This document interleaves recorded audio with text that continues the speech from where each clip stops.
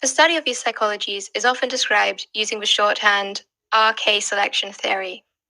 Both the R strategy and the K strategy, as they are referred to within the field, are psychologies which yield behavior that is custom tailored to a specific environment. In humans, as in nature, the R psychology is primarily an adaptation to the presence of copious resources. This is a condition which reduces the advantages of producing fit offspring, in turn, favoring raw numerical reproduction. By contrast, the K psychology is an adaptation to a relative scarcity of resources. This produces an increased selective pressure, favoring the survival of more advanced and fit specimens. It also reduces the advantages of producing copious numbers of less fit offspring. Although the presence or absence of resources may vary within a population, over the short term, over the long term, these two environmental conditions will usually accompany either the presence or absence of a constant, high mortality, most frequently predation. Predation lowers population numbers and prevents overcrowding, thereby increasing the per capita resources available to each individual.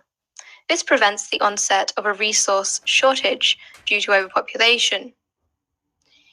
It is for this reason that the R strategy, which is the evolutionary origin of liberalism, is most often seen in nature within prey species, while the K strategy, which underlies conservatism, is most often seen in species which are not preyed upon.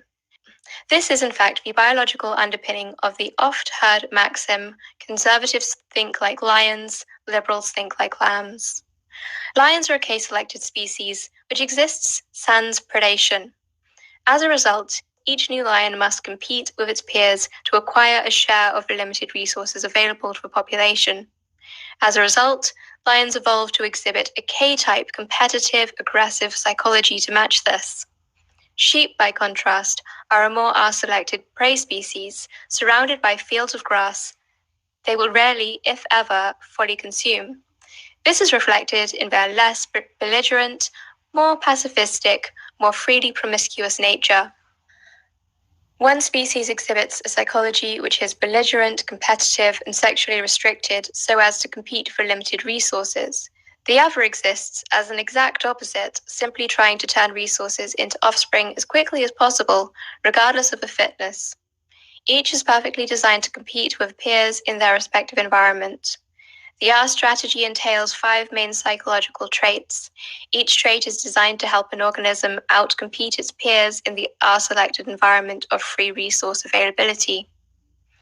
This psychology exhibits a psychological aversion to both competition with peers and the competitive environment.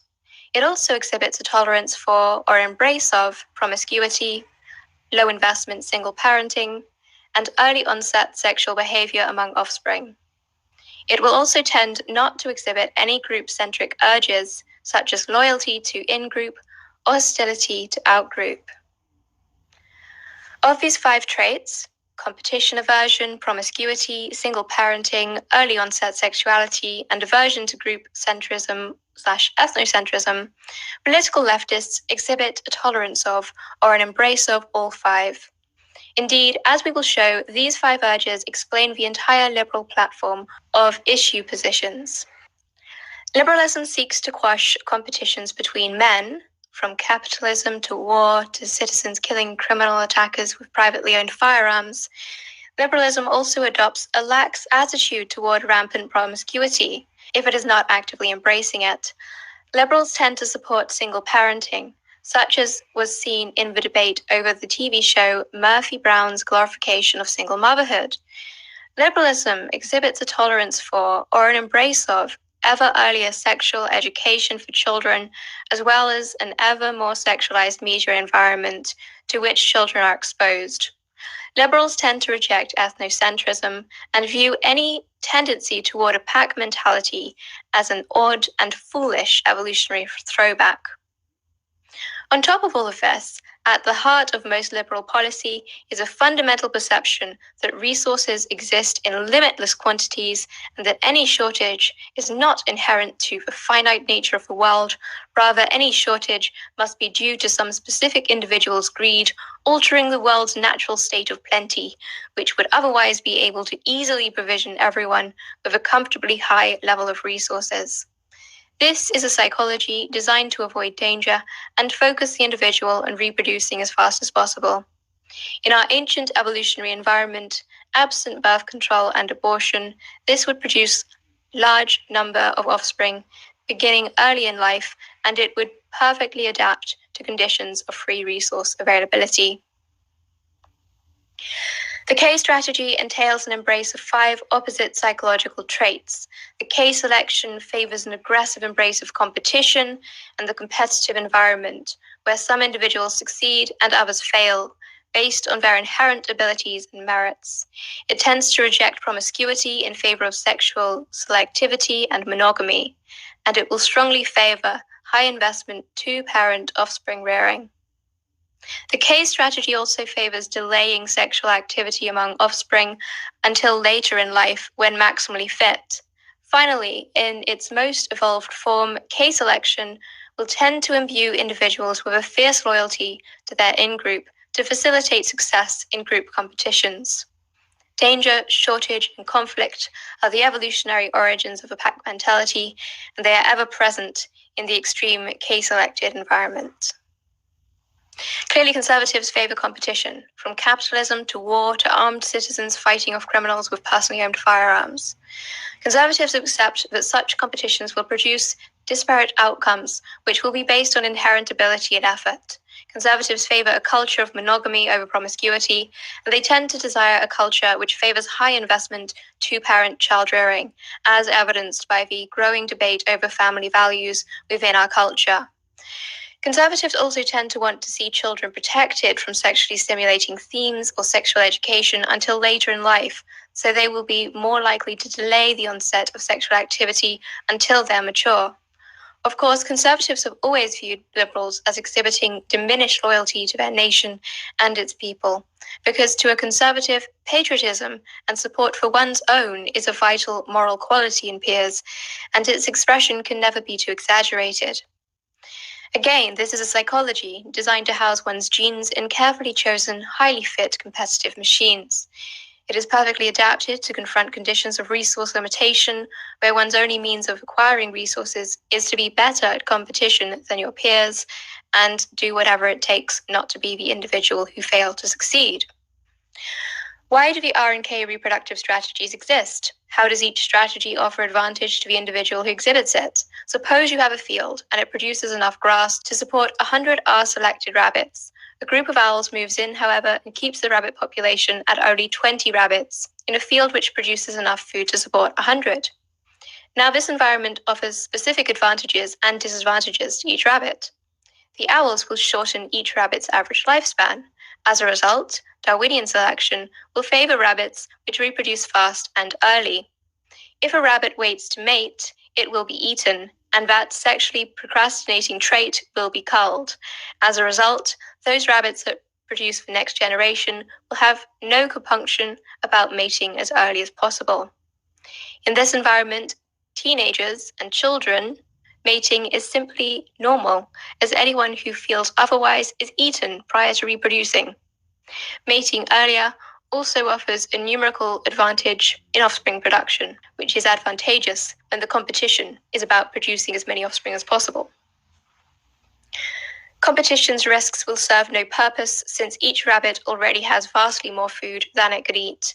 Those who compete will waste time and energy fighting for something which is already freely available elsewhere.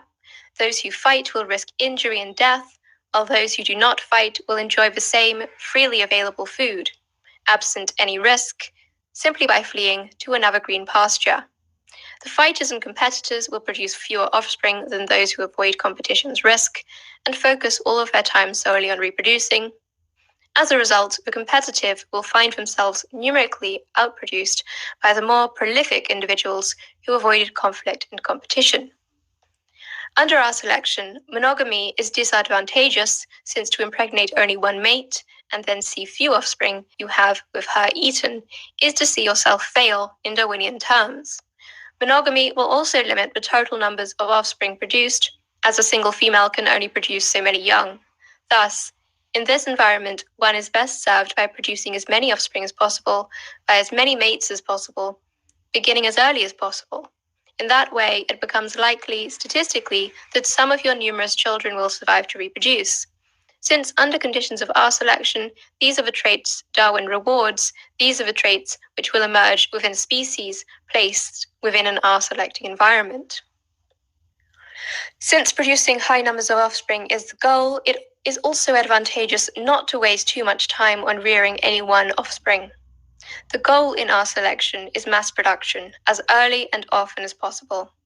Those who produce more offspring outcompete those who do not. As a result, high investment parenting for extended periods will give way to investing as little as possible in each offspring's rearing, so one may dedicate oneself to the act of reproduction. This will allow the individual to most effectively take advantage of the surplus resources available by producing as many offspring as possible. Since resources are freely available and aggression and competition are rare, offspring do not require much education or protection anyway, and they may be turned out of home relatively early to fend for themselves. Males will of course abandon females with offspring so as to pursue their highly promiscuous mating strategy. Here too you will notice, since there is no competition, there is no need to ally with anyone else to compete for resources. As a result, these rabbits will not evolve any group-centric urges or emotional connection to their peers. Indeed, the very notion of in-group or out-group would be puzzling to them, if you could communicate the concept. As a result of all this, in this environment, a population will evolve to avoid conflict and competition, mate with as many partners as possible, mate early, and not invest highly in any one child. The emphasis, as so many biology textbooks will assert, is to produce quantity over quality when producing offspring in an R-selective environment. Now suppose we zoom out from a field and zoom into a nearby forest. There, several packs of K-selected wolves exist in harmonious balance with a deer herd. Once these wolves reproduce, there will not be enough food to support the entire population of wolves, so some wolves will die due to starvation. This creates a different selective pressure entirely. Here, to survive, a wolf must aggressively compete with his peers for a share of limited food available. Those who avoid conflict and competition in hopes of stumbling on non-existent food elsewhere will die from starvation. The wolves who survive will be those who go after any food they see, even if they have to try and take it from another wolf by force or violence. Thus, such a K-type psychology will evolve to exhibit a more aggressive, competitive nature, more accepting of violence, as well as inevitable disparities in competitive outcomes between individuals. Of course, a wolf's success, in Darwinian terms, will revolve not just about surviving and mating, but also around producing offspring who survive and reproduce themselves. From a Darwinian perspective, if a parent survives and mates, but all of their offspring die due to competitive failure, the parent might as well not have bothered reproducing at all. As a result, K-selected wolves will evolve a psychology designed to invest heavily in a few highly competitive offspring. This will produce a small number of offspring that are likely to outcompete their peers rather than a larger number of lower quality